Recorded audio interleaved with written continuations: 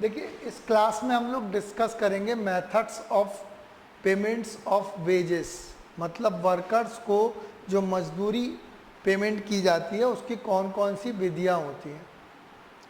आप लोगों को मालूम है that labour is the second important component of cost, मतलब लेबर जो है या जिसको वेजेस कहा जाता है वो कॉस्ट का सबसे सेकंड इम्पोर्टेंट कंपोनेंट होता है ना। पहला मटेरियल मैंने बताया, सेकंड क्या बताया, लेबर, है ना। लेबर का सेटिस्फैक्शन किसी भी मैनेजमेंट के लिए बहुत ज़रूरी है, और लेबर सेटिस्फाइड काहे से होगी, उसको जो वेजेस का पेमेंट किया जाएगा उससे कोई भी लेबर जो है वो सेटिस्फाइड होगी, वर्कर सेटिस्फाइड होगा।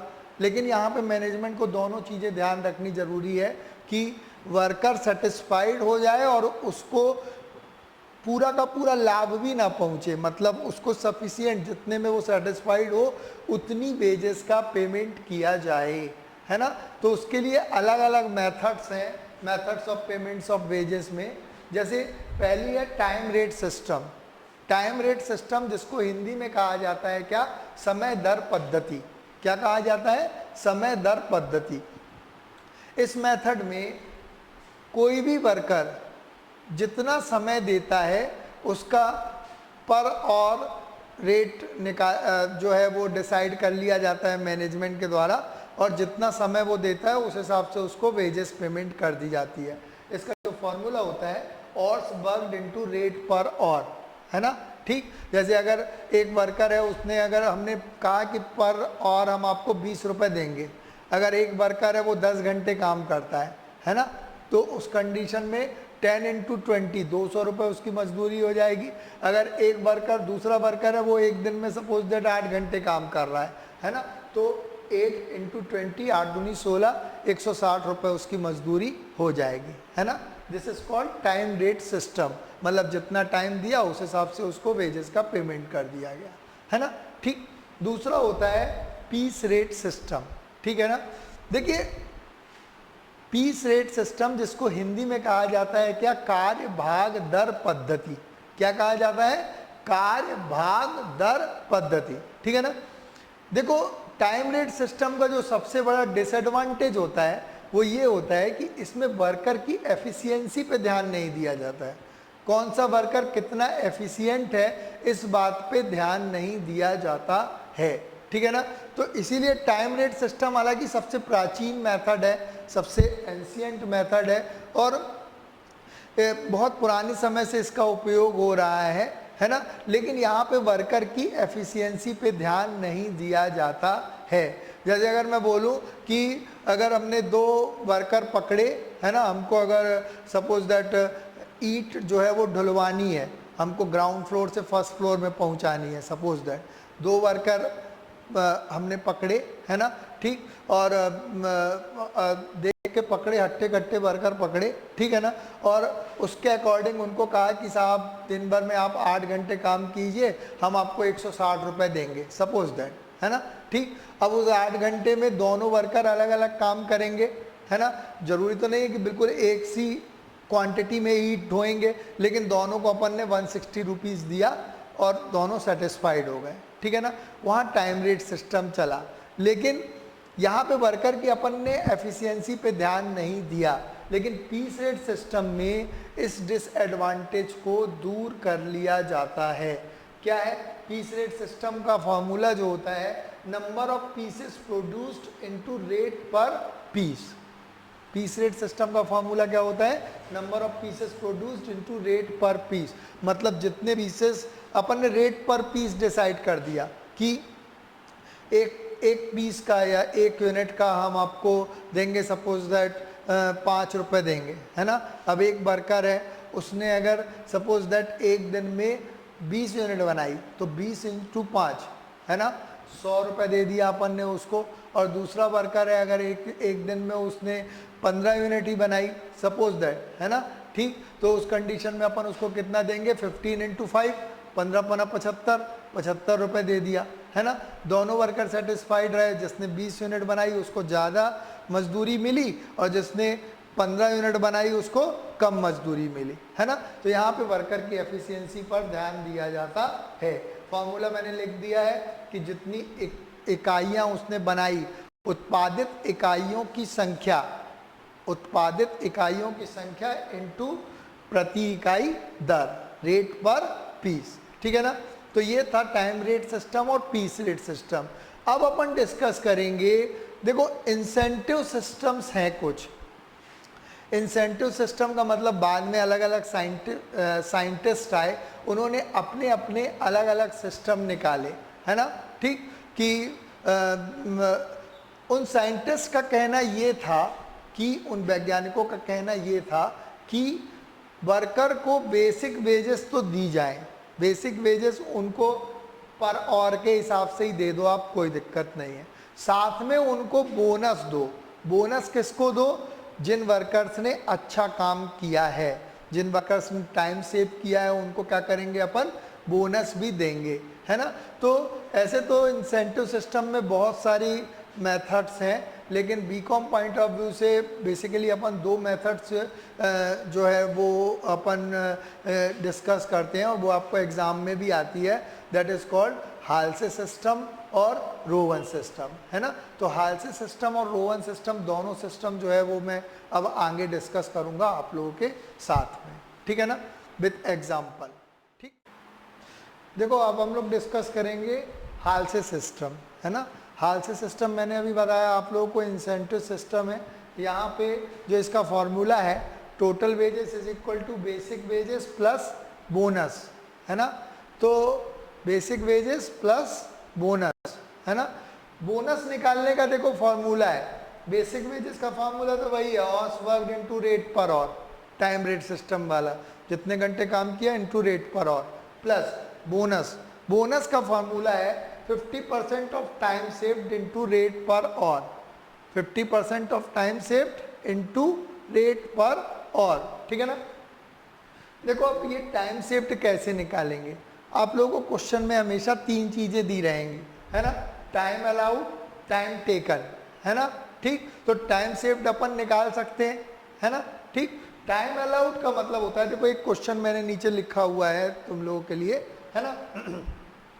टाइम अलाउड का मतलब क्या होता है, यहाँ पे थोड़ा सा मैं इसको ऐसा कर दे रहा हूँ बिकॉज ये आंसर का पार्ट है ना। टाइम अलाउड, टाइम अलाउड का मतलब दिया गया समय, मतलब किसी भी वर्कर को हमने जितना समय दिया उसको हिंदी में क्या कहा जाता है? दिया गया समय। टाइम अलाउड जैसे अगर ए बी सी तीन वर्कर हैं, तीनों वर्कर्स को हमने 50-50 घंटे किसी काम को करने के लिए दिए हुए हैं, टाइम अलाउड, ठीक। अब टाइम टेकन, हर वर्कर की अपनी अपनी एफिशिएंसी है ना। ए वर्कर ने इस काम को करने के लिए 40 घंटे लिए, बी वर्कर ने 50 घंटे ले लिए पूरे, और सी वर्कर ने और ज़्यादा समय ले लिया 52 आवर्स, है ना, ठीक, 52 घंटे, ठीक। तो टाइम टेकन मतलब कि लिया गया समय, टाइम अलाउड माने दिया गया समय, टाइम टेकन माने लिया गया समय। अब टाइम अलाउड में से टाइम टेकन घटा देंगे तो ऑब्वियसली टाइम सेव्ड आ जाएगा। टाइम सेव्ड का मतलब बचाया गया समय, जैसे 50 घंटे इसको दिए गए थे, इसने 40 घंटे लिए, तो इसने कितना समय बचाया? 10 घंटे का समय बचाया। इसने कुछ नहीं बचाया और इसने भी कुछ नहीं बचाया, क्योंकि 50 घंटे दिए गए थे और 52 घंटे ले लिए, मतलब एक्स्ट्रा टाइम ले लिया। उसको माइनस में नहीं लिखना है, अपने को नील ही आएगा ये, है ना, ठीक। अब उसकी कैसे कैलकुलेट करेंगे टोटल वेजेस हाल्से सिस्टम के अकॉर्डिंग, ये भी मैंने कैलकुलेट करके तुम लोगों को दिखाया हुआ है। जैसे ए की बात करें अगर अपन, है ना, ए ने 40 घंटे hours worked into rate per hour, hours work का मतलब क्या है? टाइम टेकन, है ना, जितना समय उसने लिया, तो 40 इंटू 10 रेट पर आवर मैंने क्वेश्चन में दिया है कि 1 घंटे के उसको 10 रुपए दिए जाएंगे, ये तुम लोगों को हर क्वेश्चन में मिलेगा, है ना। तो 40 into 10 plus 50% of time saved, time saved कितना है इसका? 10 घंटे, 10 घंटे का 50% कितना हुआ? 5, क्लियर है ना, ठीक। तो 10 का 50% हुआ 5 इंटू रेट पर आवर कितना हुआ? 10, तो टोटल हो गया 400 प्लस 50 इज इक्वल टू 450। समझ में आ गई ना बात? कोई दिक्कत तो नहीं ना, ठीक। नेक्स्ट बी का वही 50 घंटे इसने लिया इंटू 10 प्लस टाइम सेव तो इसका निल है, तो ऑब्वियसली बोनस क्या हो गया, इसका निल हो गया, है ना, ठीक। और ऐसे ही सी का भी है, 52 आवर्स इसने टाइम लिया इंटू 10 प्लस टाइम सेव कितना हो गया, यहाँ पे भी टाइम सेव निल है, तो बोनस 0 से इंटू करेंगे तो 0 ही आएगा, तो निल आ गया, ठीक। तो इस प्रकार से ए, बी और सी इनकी टोटल मजदूरी, कुल मजदूरी या टोटल वेजेस हो गई 450, 500 और 520। अब तुम लोगों को देखो एट अ फर्स्ट ग्लांस अपने को ये समझ में आएगा, बोलोगे सर ए ने तो टाइम बचाया 10 घंटे, उसको तो भी आपको 450 रुपीज़ ही मजदूरी मिली, जबकि बी और सी की मजदूरी जो है वो ज़्यादा है, जिसने टाइम नहीं बचाया उसकी मजदूरी क्या है, ज़्यादा है। ऐसा आपके दिमाग में क्वेश्चन रेज हो सकता है ना, ठीक। लेकिन अगर अपन दूसरे प्रोस्पेक्ट में देखें तो ए, बी और सी ने, ए, बी और सी में अगर अपन कंपेयर करेंगे, है ना, तो ए ने सबसे कम समय दिया है, जबकि बी और सी ने कंपेरेटिवली ज़्यादा समय दिया है। अब ज़्यादा समय दिया है यदि, है ना, तो ए बाकी के घंटों में भी तो पैसे कमाएगा ना। इस बात को प्रूफ करने के लिए हम लोग क्या निकाल लेते हैं, इफेक्टिव वेजेस। मैंने यहाँ निकाल के दिया हुआ है क्या, इफेक्टिव वेजेस का रेट, है ना। इफेक्टिव वेजेस का मतलब इसको हिंदी में कहा जाता है प्रभावी दर, कई बार क्वेश्चंस में आता है कैलकुलेट करने के लिए। तो इफेक्टिव वेजेस का अपन फॉर्मूला भी लिख सकते हैं, टोटल वेजेस जितनी भी मिली upon time taken, total wages upon time taken. तो देखो ए की टोटल वेजेस है कितनी, 450 अपॉन टाइम टेकन उसका कितना है 40 आवर्स, 450 अपॉन 40 किया तो 11.25 पर आवर, मतलब 1 घंटे में ए ने कितने कमाए, 11 रुपये 25 पैसे, है ना। ऐसे ही बी ने 10 रुपये पर आवर कमाए, टोटल वेजेस 500 अपॉन 50, ठीक है। तो यहाँ पे सी की टोटल वेजेस जो है वो कितनी हुई, 552 इंटू 10 520 अपॉन टाइम टेकन कितना है 52, 10 रुपये पर आवर से ज़्यादा तो नहीं कमाए गए, है ना, ठीक। तो यहाँ पे 1 घंटे में ए ने सबसे ज़्यादा कमाए, क्यों कमाए, क्योंकि उसने टाइम बचाया हुआ था, है ना, ठीक। टाइम सेव उसका था, तो उस कंडीशन में उसकी इफेक्टिव रेट क्या हो गई, बढ़ गई। इफेक्टिव रेट का मतलब 1 घंटे में उसने सबसे ज़्यादा कमाए, ठीक है ना। इस टाइप से क्वेश्चंस में अपने को सॉल्व करना है। क्वेश्चन में अपने को टाइम अलाउड और टाइम टेकन दिया हुआ रहेगा, टाइम सेव्ड निकाल के और हाल से मेथड के अकॉर्डिंग क्वेश्चन को सॉल्व करना है। अब मैं आपके साथ डिस्कस करूँगा रोवन सिस्टम। देखो अब हम लोग डिस्कस करेंगे नेक्स्ट रोवन सिस्टम, है ना। रोवन सिस्टम में फॉर्मूला केवल थोड़ा सा डिफर होता है ना, बोनस निकालने का। टोटल वेजेस को जो फार्मूला होता है, total wages is equal to basic wages plus bonus, वैसा ही जैसा अपन ने हाल से सिस्टम में देखा। लेकिन बेसिक वेजेस का फार्मूला भी वही है, hours worked into rate per hour, hours worked into rate per hour, plus bonus निकालने का जो फार्मूला होता है यहाँ पे वो होता है time taken into time saved upon time allowed into rate per our. ये बोनस निकालने का फॉर्मूला है, ये चीज़ अपने को दिमाग में रखनी है, याद रखना है। Time taken into time saved upon time allowed into rate per hour, ठीक है ना।